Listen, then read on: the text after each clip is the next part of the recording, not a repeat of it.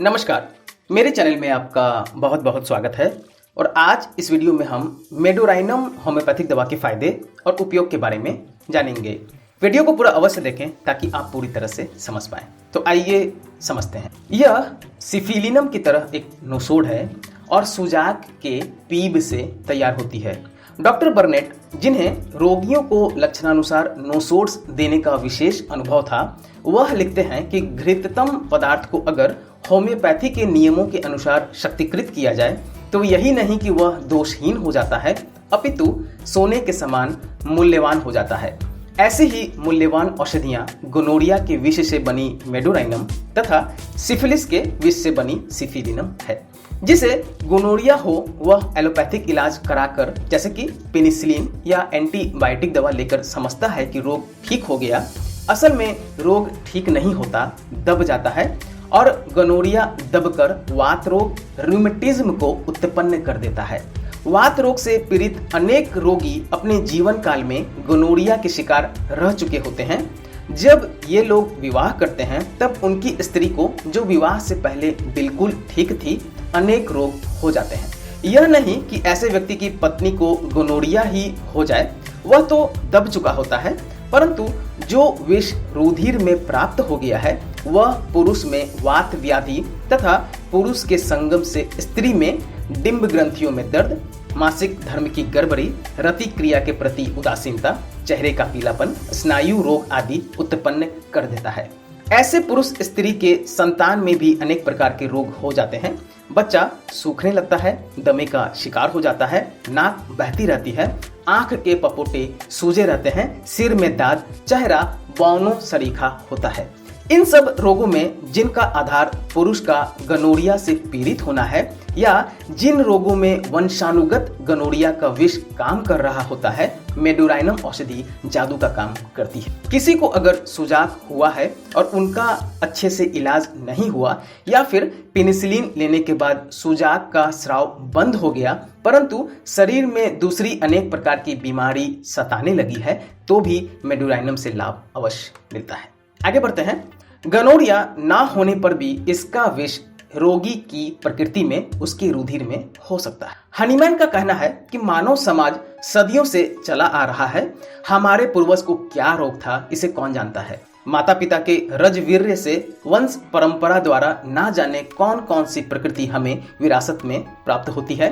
3 आधारभूत विष को माता पिता के रुधिर में वंश परंपरा से हमें प्राप्त हो सकते हैं। वे हैं सोरा, साइकोसिस तथा सिफिलिस। सोरा बड़ा विस्तृत शब्द है और यहाँ इसकी व्याख्या करने का स्थान भी नहीं है। साइकोसिस गोनोरिया के विष से उत्पन्न होने वाली प्रकृति को कहते हैं। सिफिलिस का अर्थ भी उपदंश के विष से उत्पन्न होने वाली प्रकृति है। हनीमैन का कथन था कि सुनिर्वाचित औषधि देने पर भी अगर रोग ठीक नहीं होता तो इसके 3 कारण हो सकते हैं। या तो रोगी सोरा दोष से पीड़ित है, या साइकोसिस दोष से पीड़ित है, या सिफिलिस दोष से पीड़ित है। इन दोषों को दूर करने के लिए एंटीसोरिक, एंटीसाइकोटिक तथा एंटीसिफिलिटिक औषधियां देनी पड़ती है। ये या तो उस विष को दूर कर रोगी को ठीक कर देती है या इनके द्वारा स्वास्थ्य में होने वाले बाधा यानी कि रुकावट को दूर कर देती है और सुनिर्वाचित औषधि अपना काम ठीक से करने लगती है। याद रखिएगा, हनीमैन ने सोरा दोष को दूर करने वाली औषधियों में थोजा तथा नाइट्रिक एसिड को एवं सिफिलिस दोष को दूर करने वाली औषधियों में मर्क्यूरियस सॉल्ट को मुख्यता दी थी। मेडोराइनम ने सूखा रोग के उन बहुत से रोगी शिशुओं को आरोग्य किया जिन्हें साइकोसिस माता पिता से और आनुवांशिक रूप से प्राप्त किया है। साइकोटिक पिता के बच्चे विशेषकर वमन, डायरिया तथा दुबले पतले कमजोर होने से ग्रसित हो जाते हैं। उनको कोई भी दवा दी जाए तो उन दवाओं का प्रतिरोध करते हैं और दवाएं उन पर अच्छे से काम नहीं करती। मेडोराइनम की उच्च शक्ति दे देने से बच्चे फलने फूलने लगते हैं और दवाएं अच्छी क्रिया करने लगती है।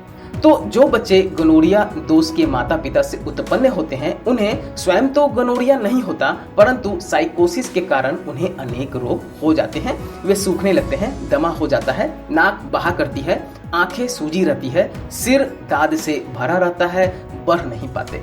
माता पिता से चिकित्सक को पूछ लेना चाहिए कि उनके घराने में गोनोरिया तो नहीं रहा। रहने पर इस औषधि से ये सब रोग जड़ मूल से स्वस्थ हो जाते हैं। उखड़ जाते हैं। आगे बढ़ते हैं। मेडोराइनम औषधि का एक प्रमुख लक्षण यह है कि रोगी को समुद्र तट की हवा से लाभ होता है। समुद्र तट पर रोग में लाभ विशेष तौर पर दमे के रोग में पाया जाता है। रोगी जब समुद्र तट पर रहने लगता है तो उसका दमा ठीक हो जाता है। इसके विपरीत ब्रोमियम में नाविक लोग जब समुद्र के बीच में नौका या जहाज पर रहते हैं तब तक उन्हें दमा नहीं सताता, परंतु समुद्र तट पर आने से दमा सताने लगता है। ब्रोमियम की तरह मैग्नीशिया म्यूर में भी समुद्र तट पर रहने से दमे की शिकायत होती है, समुद्र तट से दूर रहने पर नहीं होती। तो ध्यान रखिएगा, मेडोराइनम औषधि का मुख्य लक्षण है कि रोगी को समुद्र तट की हवा से बहुत ज्यादा लाभ प्राप्त होता है। अचानक से सब रोग खत्म हो जाते हैं। आगे बढ़ते हैं। वात रोग अर्थात रूमेटिज्म प्रायः गनोरिया के दब जाने से हुआ करता है। अनेक वात रोगी जो इस कष्ट से पीड़ित रहते हैं गनोरिया के शिकार हो चुके होते हैं। बिना गनोरिया के भी शरीर में साइकोसिस दोष के वंशानुगत होने से वात रोग होता है। अगर वात रोग में समुद्र तट की हवा से लाभ हो तो मेडोराइनम अमोघ औषधि है। डॉक्टर टायलर लिखती हैं कि एक 60 वर्ष का वात रोगी जो मृत्यु के भय के लक्षण की शिकायत करता था, अकेला नहीं रह सकता था, जब समुद्र तट पर रहने गया तब उसका वात रोग दूर हो गया। उसे मेडोराइनम 30 की एक मात्रा देने से उसका मृत्यु का भय तथा वात रोग शीघ्र जाता रहा। एक अन्य 38 वर्ष की स्त्री का उल्लेख करते हुए वे लिखती हैं कि उसे ड्यूडिनम का अल्सर था। खाने के 2 घंटे बाद पेट में दर्द उठता था, पेट फूलता था। वह 8 साल से रोग से पीड़ित थी। उसका पेट की शिकायतें समुद्र तट पर रहने से कम हो जाती थी और इस आधार पर मेडोराइनम सीएम दिया गया और जिससे उसके सारे लक्षण खत्म हो गए। एक और उदाहरण, एक पतली दुबली स्त्री जिसके सिर में सदा खुजली मचती थी, बाल झड़ते थे, समुद्र तट पर उसे लाभ होता था। उसे मेडोराइनम 10 mg दिया गया और उसकी सब शिकायतें दूर हो गईं, बाल झड़ने भी बंद हो गए। कहने का तात्पर्य यह है कि इस दवा में यह लक्षण है कि समुद्र तट पर काफी अच्छा महसूस होता है, संपूर्ण लगता है कि स्वास्थ्य लाभ हो गया। ऐसे लक्षण में मेडोराइनम को अवश्य स्मरण करना चाहिए। आगे बढ़ते हैं। गोनोरिया विष से दूषित पति से पत्नी के रोग।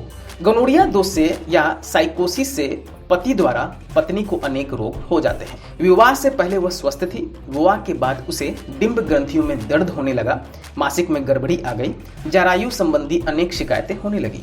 ऐसी हालत में भी चिकित्सक को पति को एकांत में बुलाकर पूछ लेना चाहिए कि उसे गनोरिया तो कभी नहीं हुआ। साइकोसिस के दोष से ये शिकायतें हो सकती हैं। इन सबको मेडोराइनम दूर कर देता है। याद रखें, सोरा दोष में सल्फर और सोरिनम, साइकोसिस दोष में मेडोराइनम थूजा और नाइट्रिक एसिड तथा सिफिलिस दोष में सिफिलिनम मर्कसोल लाभ करते हैं। मेडोराइनम की तकलीफें दिन को और सिफिलिनम की तकलीफें रात को परेशान करती है। मेडोराइनम का रोगी समुद्र तट पर और सिफिलिनम का रोगी पहाड़ पर ठीक रहता है। तो ये अंतर सोरा, साइकोसिस और सिफिलिस में क्या दवा लाभ करता है, इसे भी ध्यान में रखिएगा। मेडोराइनम औषधि के अन्य लक्षण की तरफ देखें तो बच्चा तकिए पर मुंह नीचा करके और औंधे मुंह घुटनों के बल या पेट पर सोता है। रोगी के पैरों के तलवे नाजुक होते हैं, दर्द करते हैं। कई रोगी तो इस दर्द के कारण घुटनों के बल चलते हैं। गनोरिया के कारण वात रोग में भी यह उत्तम दवा है। मेरुदंड के ऊपरी भाग में बहुत गर्मी महसूस होती है। सल्फर की तरह पैर जलते हैं और जिंकम की तरह पैर टिकते नहीं, हिलते रहते हैं। किसी भी रोग के लक्षण दिन को प्रकट होते हैं, रात को गायब होते हैं। यह विचित्र लक्षण है और ऐसे लक्षण में ये समस्त लक्षण जो मैंने बताया उसमें मेडोराइनम लाभ करता है। ध्यान रखिएगा, किसी नई बीमारी में मेडोराइनम का उपयोग मना है। बहुत जरूरी ना हो तो कभी भी नई बीमारी में प्रयोग ना करें। याद रखें कि या तो अगर आपको बहुत ज्यादा जरूरी हो, प्रयोग करना ही है, तो महीने में 2 मात्रा से अधिक ना करें। शक्ति तथा प्रकृति की बात करें तो डॉक्टर कैंट लिखते हैं कि इस औषधि का निम्न शक्ति में कभी प्रयोग नहीं करना चाहिए। गनोरिया के रोगी को देर बाद 10 mg शक्ति की मात्रा देना बहुत उचित रहता है। रोगी नमी में ठीक नहीं रहता परंतु समुद्री हवा में ठीक रहता है। आशा है आपको यह वीडियो पसंद आई होगी। हमसे जुड़े रहने के लिए चैनल को सब्सक्राइब अवश्य करें और वीडियो को शेयर करना ना भूलें ताकि दूसरे भी इससे लाभ प्राप्त कर सकें। अगर वीडियो देखने के बाद भी समझने में परेशानी आ रही हो या आप ट्रीटमेंट करवाना चाहते हैं या आप अपने एड्रेस पर दवा मंगवाना चाहते हैं तो मेरे व्हाट्सएप नंबर 9006242658 पर भी हमसे आप संपर्क कर सकते हैं। दवा आपको किसी भी होम्योपैथिक शॉप पर मिल जाएगा। याद रखें, 2 दवा लेने के बीच हमेशा 10 से 15 मिनट का गैप दें। खाना खाने के आधे घंटे पहले या आधे घंटे बाद ही दवा लें। कच्चा प्याज और खट्टी चीज़ों का सेवन ना करें। WSI, रिक्वेग, SBL, एडेल किसी भी कंपनी का दवा आप ले सकते हैं, सभी अच्छी हैं। धन्यवाद।